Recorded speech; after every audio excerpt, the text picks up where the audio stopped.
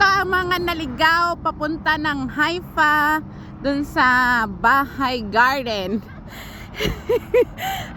Tinatawanan ko si Ate Cherry. Si Ate Cherry nagpapara sa gitna ng kalsada.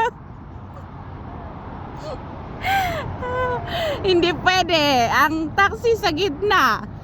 Hindi Pilipinas dito, Ate Cherry. Ayan. Dito kami sa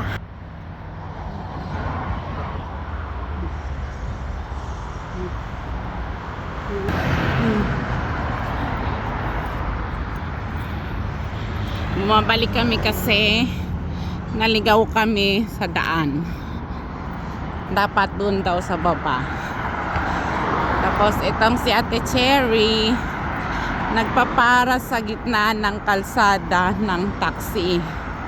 Talagang hindi pwede kasi hindi Pilipinas dito, Ate Che.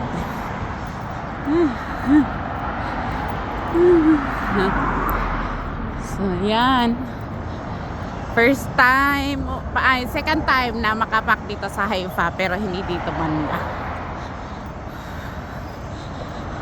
Nung pagkalapag ko dito sa Israel, dito ako sa Haifa hanggang dinala ako sa Nazareth.